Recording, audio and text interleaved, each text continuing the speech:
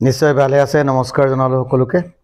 ভালে থাকক, কুশলে থাকক, সকলোৰে ভাল হওক আৰু সেইটোৱেই আশা কৰি মই এটা নতুন বিষয়বস্তুলৈ সোমাই যাব বিচাৰিছোঁ। নতুন বিষয়বস্তু এটা লৈ আহিছোঁ আজি আপোনালোকৰ মাজলৈ, আৰু সেইটো হ'ল চিঠি লিখিবলৈ এৰিলোঁ। চিঠি এতিয়া পাহৰণি গৰ্ভত। এতিয়া চিঠি লিখিবলৈ এৰিলোঁ নহয়, আজি হঠাৎ ফুৰিবলৈ যাওঁতে এঠাইত ৰৈ আছিলোঁ। এটা বাছ স্থানত এটা চিঠিৰ বাকচ দেখিলোঁ। ভাবিলোঁ ভিডিঅ' কৰিলোঁ। ভাবিলোঁ এই যে চিঠিৰ বাকচটো, এই চিঠিৰ বাকচটোৰ লগত নতুন প্ৰজন্ম কিমান চিনাকি। এই চিঠিৰ বাকচটোৰ লগত নতুন প্ৰজন্ম কিমান চিনাকি, কিন্তু আমি বহুত চিনাকি। আমাৰ এই চিঠিৰ বাকচৰ লগত আমাৰ আবেগ আছে। এই চিঠিৰ বাকচ এতিয়া নষ্টালজিয়া। বহুতে এই ৰঙা বাকচটো, ধুলেন বাকচটো, আৰু এই বাকচটোত পঠাই দিয়া চিঠিখন এফালৰ পৰা সুমুৱাই দিয়া হয়। ক'ৰবাত গৈ ঠিকনাত সেই চিঠিখন পাই গৈ ঘৰৰ পদূলিৰ মুখত পিয়নৰ টিলিঙাৰ মাত, তাৰপিছত তাত সোমাই তাৰ পৰা সেই চিঠিখন লৈ লোৱা হয়।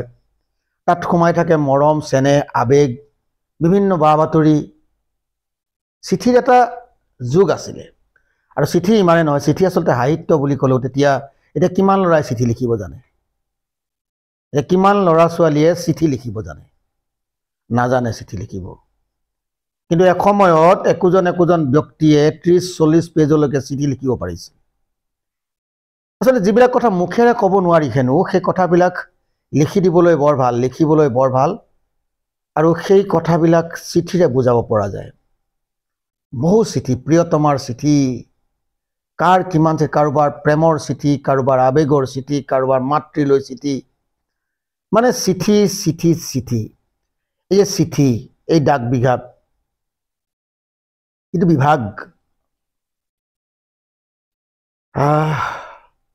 ডাকুৱালজন যেতিয়া আহে, ডাকুৱালজনে কাৰোবালৈ হাঁহিৰ বতৰা লৈ আহে, কাৰোবালৈ কান্দোনৰ বতৰা লৈ আহে।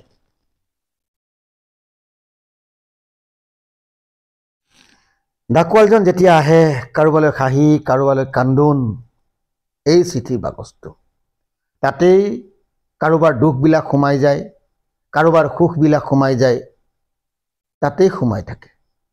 এটা সময়ত সুমুৱাই দিয়া হয়, আৰু এটা নিৰ্দিষ্ট সময়ত তলৰ তলা খুলি ডাকঘৰৰ মানুহে, ডাকুৱালে সেই চিঠিবোৰ লৈ গৈ যি ঠিকনাত চিঠিবোৰ দিয়া হৈছিলে, সেই ঠিকনাই চিঠিবিলাক বিলাই দিয়া হয়।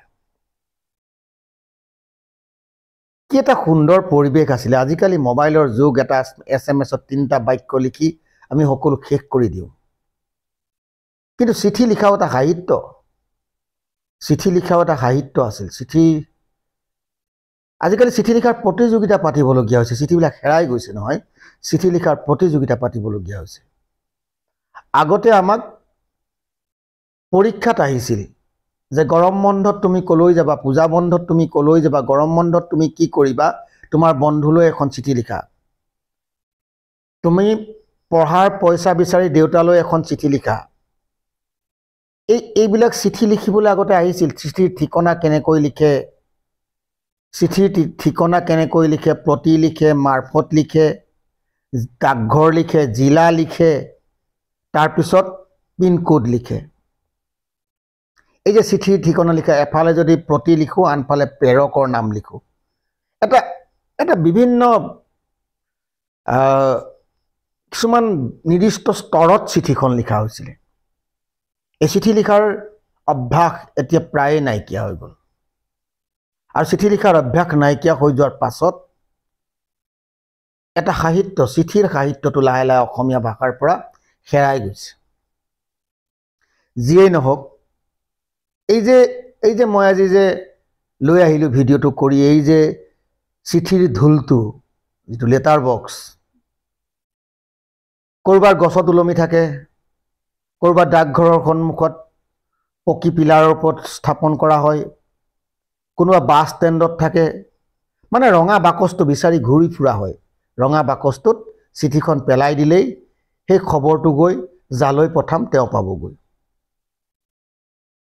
এনে এটা দিন আছিল যেতিয়া চিঠি আবেগ আছিল, যেতিয়া চিঠি ডাকুৱালজন আমাৰ কাৰণে, ডাকুৱালজনৰ সেই টিলিঙাটো, চাইকেলৰ টিলিঙাটোৰ কাৰণে আমি অধীৰ অপেক্ষা কৰিছিলোঁ। আমি সৰু হৈ থাকোঁতে আমি পত্ৰবন্ধু পাতিছিলোঁ, আৰু পত্ৰবন্ধু পাতোঁতে আমি চিঠি দিওঁ, মই দিয়া চিঠিখনৰ উত্তৰ কেতিয়া আহিব, তেওঁৰ ঠাইডোখৰ কেনেকুৱা, তেওঁৰ জেগাডোখৰ কেনেকুৱা, তাৰ ভৌগোলিক বিৱৰণ কি, তেওঁলোকৰ বিদ্যালয়ত কেনেধৰণে পঢ়োৱা হয়, এই গোটেই কথাবিলাক পত্ৰবন্ধুৰ জৰিয়তে আমি আলোচনা কৰিছোঁ। তেনেধৰণৰ পত্ৰবন্ধু মোৰো বহুত আছিল।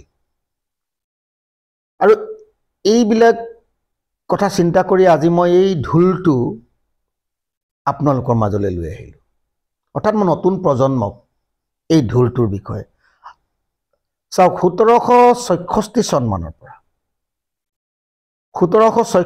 চন মানৰ পৰা ৰবাৰ্ট ক্লাইভ, তাৰপিছত ৱাৰেন হাষ্টিং, তাৰপিছত লৰ্ড ডেলহাউচি, এই তিনিওজন ব্যক্তিৰ নাম ল'ব লাগিব যে ভাৰতত ডাক সেৱাৰ প্ৰৱৰ্তন কৰা ব্যক্তিসকলৰ ভিতৰত। 1766 আৰম্ভ হৈছিল প্ৰাৰম্ভিকভাৱে। 1774 এটা সাংগঠনিক ৰূপ দিয়া হ'ল। 1854 আকৌ তাক আৰু বেছি সুন্দৰ কৰি তোলা হ'ল। এই যে Robert Clive, Warren Hasting, lord Dalhousie, এইসকলৰ প্ৰচেষ্টাত ভাৰতবৰ্ষত যিটো ডাক বিভাগটো আৰম্ভ হৈছিলে। এই কথাবিলাক জনাৰ প্ৰয়োজন আছে। আমি বহুতে হয়তো ইংলেণ্ড লেটাৰ, মই দেখুৱাম, ইংলেণ্ড লেটাৰ আমি বহুতে চিনি নাপাওঁ। আমি বহুতে পোষ্ট কাৰ্ড দেখা নাই। এই পোষ্ট কাৰ্ড, ইংলেণ্ড লেটাৰ, এইবিলাক ষ্টাম্প, আমাৰ যিবিলাক ডাক টিকট বুলি কওঁ আমি, পোষ্টেল ষ্টাম্প, ডাক টিকট, আমাৰ গোপীনাথ বৰদলৈ নামতো ডাক টিকট আছে। মহাত্মা গান্ধীৰ প্ৰতিচ্ছবি লগা ডাক টিকট পাব, জৱাহৰলাল নেহৰুৰ প্ৰতিচ্ছবি লগা ডাক টিকট পাব। আগতে আমাৰ এটা অভিৰুচি আছিলে, আমাৰ হবিবিলাক লিখে যে আমি ডাক টিকট সংগ্ৰহ কৰা আমাৰ এটা অভিৰুচি আছিলে। আমি বিভিন্ন ডাক টিকট, বিভিন্ন যেতিয়া চিঠি পত্ৰ পাওঁ তাৰ ডাক টিকটটো এৰুৱাই আনো আৰু এখন বহীত আঠা লগাই ৰাখোঁ। আজিকালি সেই ৰাপবিলাক ল'ৰা ছোৱালীৰ নাইকিয়া হৈ গ'ল। সেই ৰাপবিলাক থকাৰ প্ৰয়োজন আছে। যিয়ে নহওক, মই এই যে দেখিবলৈ ঢোলটো, এই ঢোলটোৰ ওপৰ ফালে চিঠিখন ভৰাই দিয়া হয়, তলফালে তলা মৰা থাকে, তলৰ দুৱাৰখনত তলা মৰা থাকে, আৰু তলা মৰা থাকে। এসময়ত, এটা নিৰ্দিষ্ট সময়ত ডাকঘৰৰ পৰা এজন ব্যক্তি আহে, তাৰ পৰা চিঠিবিলাক উলিয়াই লৈ যায়। উলিয়াই লৈ গৈ চিঠিবিলাক ডাকঘৰত বিভিন্ন কোনোবাই যদি বিহাৰলৈ দিছে, কোনোবাই ধৰি লওক গুৱাহাটীলৈ দিছে, কোনোবাই মহাৰাষ্ট্ৰলৈ দিছে, চিঠিবিলাক ভাগ কৰি পেলোৱা হয়। আৰু ভাগ কৰি এটা ডাঠ বস্তাত এই চিঠিবিলাক সেইমতে ভৰাই চিল কৰি ৰেলত দি দিয়া হয়। ৰেলত ডাক বিভাগটো ৰেলেৰ দ্বাৰা চলিছিলে, আৰু ৰেলে নিৰ্দিষ্ট স্থানত সেই বেগবিলাক পেলাই দিয়ে, আৰু তাৰপিছত নি যাৰ ঘৰলৈ যিখন চিঠি গৈছিলে সেই নিৰ্দিষ্ট ডাকঘৰটোলৈ সেই চিঠিখন পঠাই দিয়া হয়, আৰু সেই নিৰ্দিষ্ট ডাকঘৰৰ ডাকুৱালে গৈ সেই চিঠিখন সেই নিৰ্দিষ্ট ব্যক্তিজনক দিয়ে। আৰু ডাকুৱালজনে সিমানেই নহয়, ডাকুৱালজনৰ দায়িত্ব এনেকুৱা আছে, তেওঁ চিঠি কেতিয়াবা পঢ়িও দিবলগীয়া হৈছিলে। তেওঁ কেতিয়াবা চিঠিখন পঢ়িও দিবলগীয়া হয়। তেওঁ কাৰোবাৰ সুখত সুখীও হ'বলগীয়া হয়, কাৰোবাৰ দুখত দুখীও হ'বলগীয়া হয়। ক'ৰবাত এটা দুখৰ বতৰা লৈ তেওঁ চিঠিখন যায়, পঢ়িব নাজানে, কিন্তু খুলি পেলাই তেওঁ পঢ়ি থৈ আহে। সেই দুখখিনিৰো তেওঁ সহভাগী হ'ব লাগে। ক'ৰবাত খুব আনন্দ স্ফূৰ্তি এটা বাতৰি তেওঁ কঢ়িয়াই লৈ যায়, আৰু সেয়াই নহয় মনি অৰ্ডাৰ। আজিকালি ইয়াত টিপা মাৰিলে বম্বেত পইচা সোমাই যাব। আগতে নাছিলে, আগতে মনি অৰ্ডাৰ আছিলে, আৰু সেয়া ডাক বিভাগৰ জৰিয়তে হৈছিলে। ইয়াত পইচা জমা দিব লাগে, আৰু ইমানকণমান জেগা পায়। মনি অৰ্ডাৰ ফৰ্মখনৰ শেষত ইমানকণমান জেগা থাকে, তাতে লিখে যে মোৰ ভাল, তোমালোকৰ ভাল বুলি ভাবিছোঁ, এইবাৰ মই ইমানকেইটা টকাহে পঠাব পাৰিলোঁ, আমুক কামটোত ব্যৱহাৰ কৰিবা। সেইকণ তাতে ফালি থৈ গুচিয়া তাতে চহী এটা কৰি পেলাই থৈ আহিব লাগে। সেইটো যুগ দেখিছোঁ আমি, সেই যুগটো দেখিছোঁ। এই যে ডাকঘৰৰ যি আবেগ, যি নষ্টালজিয়া, ডাকঘৰৰ সেই চিঠিখনৰ যিটো হেঁপাহ, সেই হেঁপাহটো হোৱাটছএপৰ মেছেজটোত সেই হেঁপাহটো নাই। হোৱাটছএপৰ মেছেজটোত সেই হেঁপাহটো নাই কোনোবা প্ৰেৰসীয়ে কোনোবা প্ৰেমিকলৈ লিখি দিয়া চিঠিখনত যিটো হেঁপাহ আছিলে সেই হেঁপাহটো হোৱাটছএপৰ মেছেজটোত নাই সীমান্তত থকা জোৱানজনে নিজৰ ঘৰখনলৈ দিয়া চিঠিখনত যিটো আবেগ আছিলে বা ইয়াৰ পৰা তেওঁৰ ওচৰলৈ যোৱা চিঠিখনত যিটো আবেগ আছিলে সেই আবেগটো মোবাইলৰ হোৱাটছএপৰ মেছেজত নাই তাত বহুত আবেগ কথাবিলাক অন্তৰৰ পৰা লিখিব পাৰিছিলে যিমান মনলৈ আহিছিলে লিখিছিলে আমিতো ৰাতি ৰাতি চিঠি লিখোঁ চিঠি ৰাতি লিখিবলৈ বৰ ভাল কথাবিলাক সব নিজান হৈ যায় আৰু তেতিয়া আমি চিঠিখন লিখোঁ সেয়া চিঠি আৰু এই চিঠিৰ বাকচ এতিয়া ইতিহাস এতিয়া চিঠিৰ বাকচটো বহুতে এইটো কি বুলি সোধে সৰু ল'ৰা ছোৱালীয়ে এইটো কি বুলি সোধে কিন্তু আমাৰ কাৰণে আছিলে আবেগ আমি ভৰাই দিয়া চিঠিখন নিলে নে নিনিলে সেইটো চাবলৈ কেইবাপাকো মাৰোঁ তলাটো আগৰ নিচিনাকৈ আছে নেকি নে খুলিলে সেইটো চাবলৈও কেইবাপাকো মাৰোঁ এয়া হৈছে চিঠি আৰু এই চিঠিৰ যিটো সাহিত্য অসমীয়া সাহিত্যত চিঠিৰ কিন্তু বহুত প্ৰভাৱ আছে চিঠিবিলাক খুব ধুনীয়া এয়াই নহয় চিঠিৰ জৱাহৰলাল নেহৰুৱে নিজৰ জীয়েকলৈ যিবিলাক চিঠি লিখিছিলে সেই চিঠিবিলাক ইন্দিৰা গান্ধীলৈ যিখিনি চিঠি লিখিছিলে সেই চিঠিবিলাক পিছত সাহিত্যলৈ ৰূপান্তৰিত হৈছে অৰ্থাৎ চিঠিৰ জৰিয়তে বহুত কামেই কৰিব পৰা গৈছিলে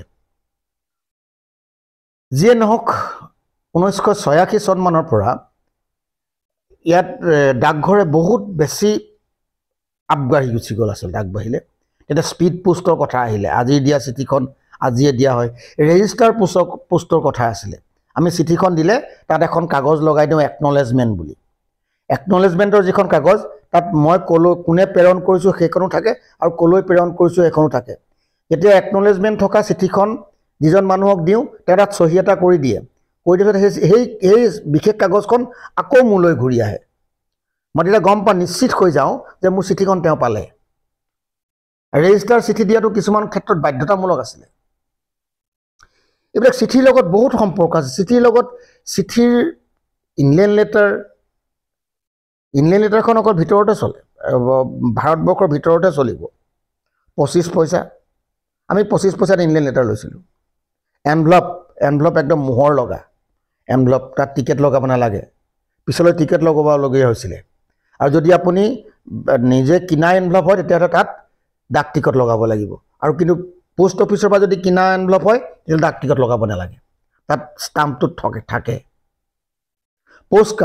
পোষ্টকাৰ্ডখন তাতে মুকলিকৈ লিখিব লাগিব আপুনি যি লিখিবলৈ আছে মুকলিকৈ লিখিব লাগিব চবেই পঢ়ি যাব সেইখন বেৰিং চিঠিটো বহুত ডাঙৰ বেৰিং একো নিলিখে তাত একো নলগায় আঠা নলগায় বা কিবা নলগায় সেই যেতিয়া ডাকুৱালে চিঠিখন দিব তাৰ মাচুলটো আমি পৰিশোধ কৰিব লাগে 2 টকা বা 1 টকা মাচুল সেই মাচুলটো পৰিশোধ কৰিব লাগে তেতিয়া চিঠিখন মই পাম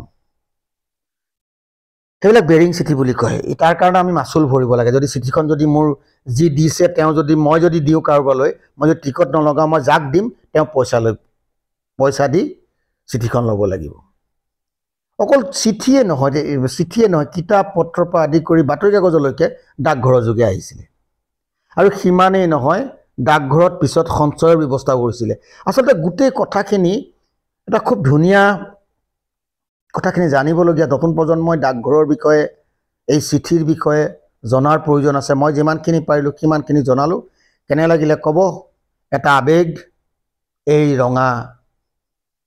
ৰঙা ওলমি থকা চিঠিৰ বাকচটো বহুতৰ বাবে আবেগ মোৰ বাবেও আবেগ ধন্যবাদ